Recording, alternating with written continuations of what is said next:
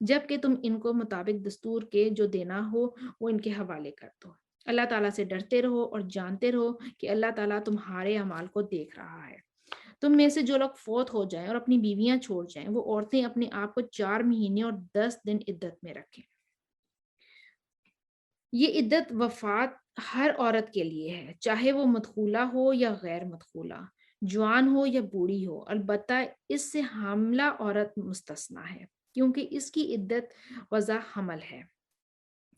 حمل والی عورتوں کی مدت وضع حمل ہے۔ اس عدت وفات میں عورت کو زیب و زینت کی، حتیٰ کہ سرما لگانے کی بھی اور خاوند کے مکان سے کسی اور جگہ منتقل ہونے کی بھی اجازت نہیں ہے۔ زینت ممنوع نہیں ہے، زینت ممنوع ہے، اور بلا وجہ باہر نکلنا ممنوع ہے، اور اسی جہاں پہ اس کے خاوند کی انتقال ہوا ہے اسی جگہ پہ رہ کے اس کو اپنی عدت پوری کرنی ہے۔ پھر جب مدت عدت ختم کر لیں تو جو اچھائی کے ساتھ وہ اپنے لیے ارادہ کریں، اس میں تم پر کوئی گناہ نہیں، اور اللہ تعالیٰ تمہارے ہر عمل سے خبردار ہے۔ یعنی عدت گزرنے کے بعد وہ زیب و زینت اختیار کر سکتی ہیں، وہ اولیاء کی اجازت مشاورت سے کسی اور جگہ نکاح کا بندوبست بھی کر سکتی ہیں، اس میں کوئی حرج کی بات نہیں۔ اس لیے تم پر بھی اے عورت کے ولیو اگر کوئی گناہ نہیں۔ اس سے معلوم ہوا کہ بیوہ کی اقتصانی کو برا سمجھنا چاہیے، نہ اس میں رکاوٹ ڈالنی چاہیے، جیسا کہ ہندوؤں کے اثرات سے ہمارے معاشرے میں یہ چیز پائی جاتی ہے۔ ہمارے معاشرے میں ایک بیوہ اور ایک طلاق یافتہ عورت کو جس طریقے سے ہم رسوا کرتے ہیں، جس طریقے سے ہم اس کو ایک بد نصیبی کا یا بدبختی کا ایک بنا کے علامت بنا کے رکھ دیتے ہیں، اسلام میں اس کی کہیں نہیں آیا کہ اسلام میں ایسے ہوتا ہے۔ یہ سارا اثر ہم نے ہندوؤں سے لیا، جہاں پہ صرف ایک ہی نکاح ہوتا تھا، جہاں پہ ایک دفعہ عورت کا نکاح ہوتا تھا اور اس کے بعد اس کا خاوند اگر مر جاتا تھا یا اس کا خاوند اسے چھوڑ دیتا تھا تو اس کے بعد وہ دوبارہ وہ عورت کبھی شادی نہیں کر سکتی تھی، کبھی نکاح نہیں ہو سکتا تھا۔ لیکن اسلام میں عدت کی مدت دے دی گئی ہے کہ عدت کی مدت کے بعد عورت اپنی زیب و زینت بھی کر سکتی ہے، عورت دوبارہ نکاح بھی کر سکتی ہے، اور ولیوں کو بھی ان کے نکاح کے فیصلے میں نہیں آنا چاہیے، انکار نہیں کرنا چاہیے، اور یہی اسلام کے اصل طریقے ہیں جو کہ ہم نے بہت عرصہ ہندوؤں میں رہنے کے بعد بھول چکے ہیں اور اسلام اور اپنے اصل دین سے ہٹ چکے ہیں۔ اور یہاں پہ کہا جا رہا ہے کہ اللہ تعالیٰ تمہارے ہر عمل سے خبردار ہے، تم پر اس میں کوئی گناہ نہیں کہ تم اشارتاً کنائن یا ان عورتوں سے نکاح کی بابت کو پوچھو، نکاح کی بات کرو، یا اپنے دل میں پوشیدہ ارادہ رکھ کرو۔ اللہ تعالیٰ کو علم ہے کہ تم ضرور ان سے ذکر کرو گے، لیکن تم ان سے پوشیدہ وعدے نہ کر لو۔ ہاں، یہ اور بات ہے کہ تم بھلی بات بولا کرو، اور عقد نکاح جب تک کہ عدت ختم نہ ہو جائے پختہ نہ کرو۔ جان رکھو کہ اللہ تعالیٰ کو تمہارے دلوں کی باتوں کا بھی علم ہے، تم اس سے تم اس سے خوف کھاتے رہا کرو، اور یہ بھی جان رکھو کہ اللہ تعالیٰ بخشش اور حلم والا ہے۔ اگر تم عورتوں کو بغیر ہاتھ لگائے اور بغیر مہر مقرر کیے طلاق دے دو تو بھی تم پر کوئی گناہ نہیں، ہاں انہیں کچھ نہ کچھ فائدہ دے دو، خوشحال اپنے انداز سے اور تنگ دست اپنی طاقت کے مطابق، دستور کے مطابق اچھا فائدہ دے، بھلائی کرنے والوں پر یہ لازم ہے۔ جب عورت عدت کی مدت میں ہوتی ہے تو اس سے اشارتاً آپ نکاح کے بات کر سکتے ہیں، کہ اس کے دوسرے نکاح کی بات کر سکتے ہیں، لیکن اس عدت کی جو ٹائم ہوتا ہے اس میں بالکل ایک فائنل فیصلہ کر لینا اور بالکل فائنل اگریمنٹ کر لینا کہ جی نکاح ہوگا، اس ڈیٹ کو نکاح ہوگا، سارے ارینجمنٹس کر لینا، وہ جائز نہیں ہے۔ اشارتاً باتوں باتوں میں آپ نکاح کا ایک دوسرے کو پیغام دے سکتے ہیں، مرد عورت کو دے سکتا ہے، لیکن یہ کہ اس کو فائنل کوئی اس میں ایگریمنٹ کا ڈیٹ فائنل کرنا یا سب ارینجمنٹس کرنا عدت کی مدت میں جائز نہیں ہے۔ اب یہاں پہ ایک اور جو حکم آ رہا ہے وہ اس عورت کے متعلق ہے کہ نکاح کے وقت مہر مقرر نہیں ہوا عورت کا، اور خاوند نے یعنی ہم بستری کے بغیر ہی عورت کو طلاق دے دی، تو اسے کچھ نہ کچھ فائدہ دے کر رخصت کر دو۔ یہ مردوں کو کہا جا رہا ہے۔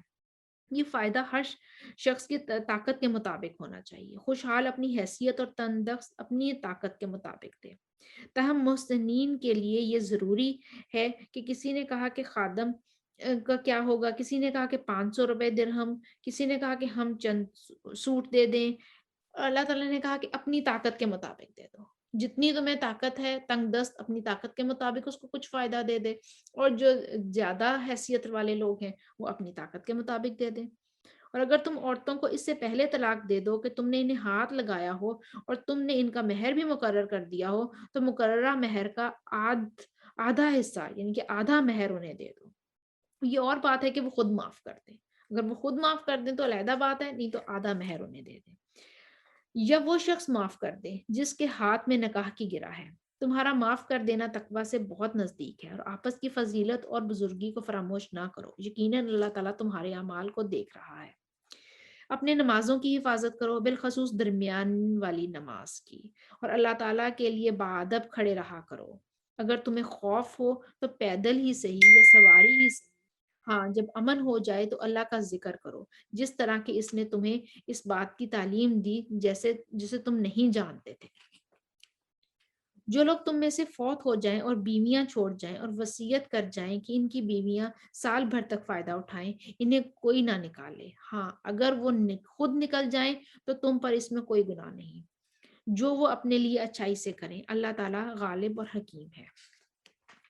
طلاق والیوں کو اچھی طرح فائدہ دینا پرہیزگاروں پر لازم ہے۔ اللہ تعالیٰ اس طرح اپنی آیتیں تم پر ظاہر فرما رہا ہے تاکہ تم سمجھو۔ کیا تم نے انہیں نہیں دیکھا جو ہزاروں کی تعداد میں تھے اور موت کے ڈر کے مارے اپنے گھروں سے نکل کھڑے ہوئے، اور اللہ تعالیٰ نے انہیں فرمایا مر جاؤ، پھر انہیں زندہ کیا۔ بے شک اللہ تعالیٰ لوگوں پر بڑا فضل کرنے والا ہے، لیکن اکثر لوگ ناشکرے ہیں۔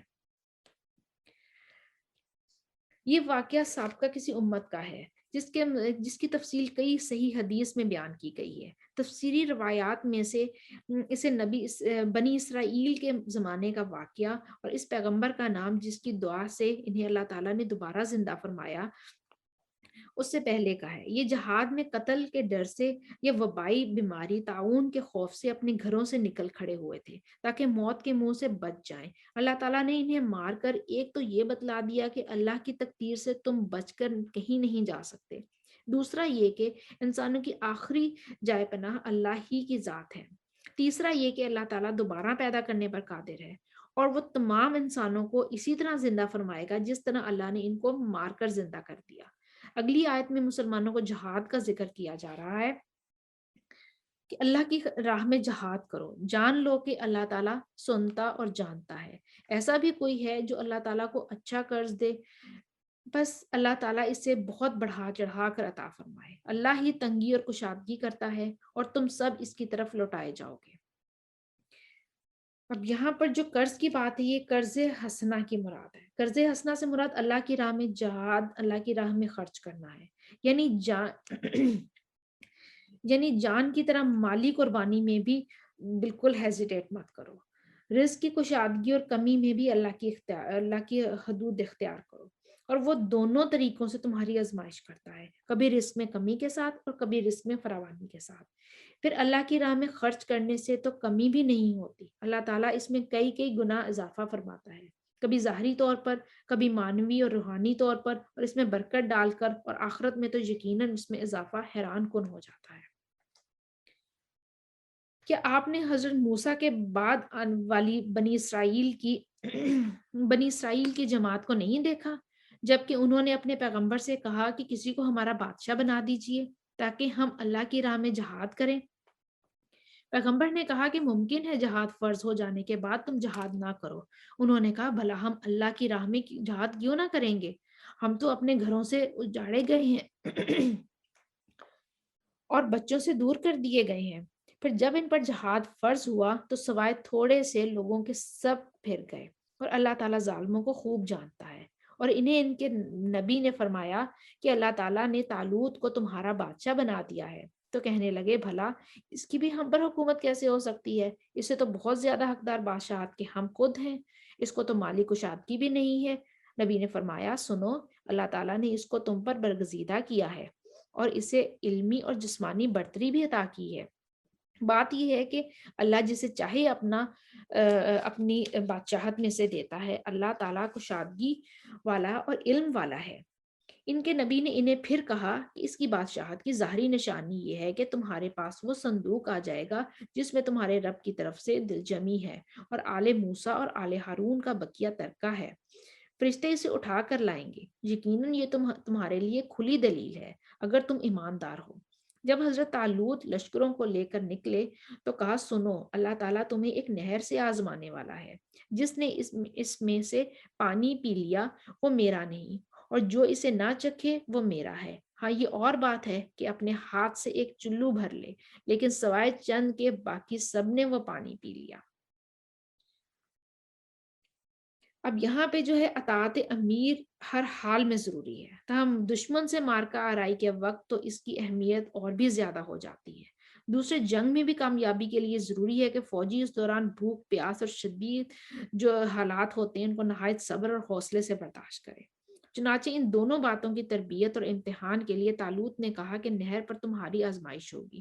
جس نے پانی پی لیا اس کا مجھ سے کوئی تعلق نہیں۔ لیکن اس تنبیہ کے باوجود اکثریت نے پانی پی لیا۔ ان کی تعداد میں کچھ مفسرین نے ان کی تعداد 313 بتائی ہے، اور واللہ عالم۔ لیکن اللہ تعالیٰ کی ملاقات پر یقین رکھنے والوں نے کہا، بسا اوقات چھوٹی اور تھوڑی سی جماعتیں بڑی اور بہت سی جماعتوں پر اللہ کے حکم سے غلبہ پا لیتی ہیں۔ اللہ تعالیٰ صبر کرنے والوں کے ساتھ ہے۔ جب ان کا جالوت اور اس کے لشکر سے مقابلہ ہوا تو انہوں نے دعا مانگی کہ اے پروردگار، ہمیں صبر دے، ہمیں ثابت قدمی دے اور قوم میں کفار پر ہماری مدد فرما۔ جالوت اس دشمن قوم کا کمانڈر تھا اور سربراہ تھا، جس سے طالوت اور اس کے جو ساتھی تھے وہ مقابلہ کر رہے تھے۔ یہ قوم عمالقہ تھی جو اپنے وقت کی بڑی جنگجو اور بہادر قوم سمجھی جاتی تھی۔ ان کی اسی شہرت کے پیش نظر عین مارکہ آرائی کے وقت اہل ایمان نے بارگاہ الہی میں صبر و ثبات اور کفر کے مقابلے میں ایمان کی فتح و کامیابی کی دعا مانگی۔ گویا مادی اسباب کے ساتھ ساتھ اہل ایمان کے لیے ضروری ہے کہ وہ نصرت الہی کے لیے ایسے موقعوں پر بطور خاص طلبگار رہیں، جیسے جنگ بدر میں نبی پاک صلی اللہ علیہ وآلہ وسلم نے نہایت الحاج الزاری سے فتح و نصرت کی دعائیں مانگی تھیں، جنہیں اللہ تعالیٰ نے قبول فرمایا اور مسلمانوں کو ایک نہایت قلیل تعداد کافروں کی بڑی تعداد پر غالب آ گئی۔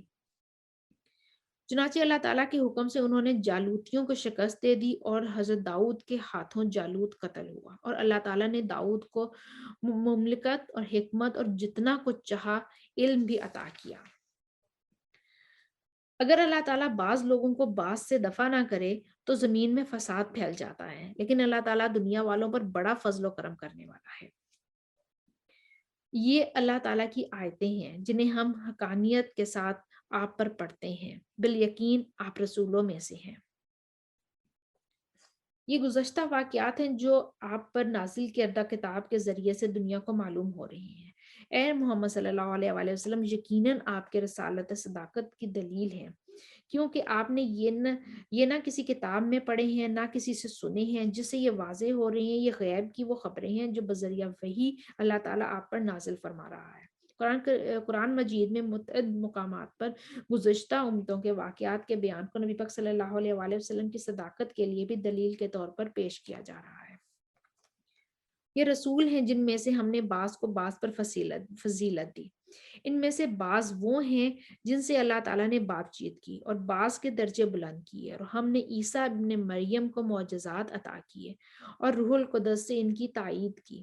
اگر اللہ تعالیٰ چاہتا تو ان کے بعد والے اپنے پاس دلیلیں آ جانے کے بعد ہرگز آپس میں لڑائی بڑھائی نہ کرتے، لیکن ان لوگوں نے اختلاف کیا، ان میں سے بعض تو مومن ہوئے اور بعض کافر، اور اگر اللہ تعالیٰ چاہتا تو یہ آپس میں نہ لڑتے۔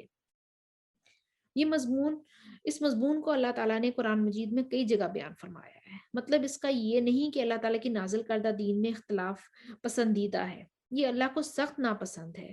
اس کے پسند رضا تو یہ ہے کہ تمام انسان اس کی نازل کردہ شریعت کو اپنا ایک مرکز بنا لیں۔ اس لیے اس نے کتابیں اتاری، انبیاء علیہ السلام کا سلسلہ قائم کیا، نبی پاک صلی اللہ علیہ وسلم پر رسالت کا خاتمہ فرما دیا، تاہم اس کے بعد بھی بہت سارے علماء اور خلفاء جو ہیں ان کے ذریعے سے دعوت حق کا کام جاری رکھا، اور اس کی سخت اہمیت بتائی کہ اس کا قرآن نازل ہو گیا، ہدایت کا سلسلہ جو تھا، نبی پاک صلی اللہ علیہ وسلم کی آخری رسول تھے، ختم ہو گیا۔ اس کے بعد اب ہماری ذمہ داری ہے کہ ہم نے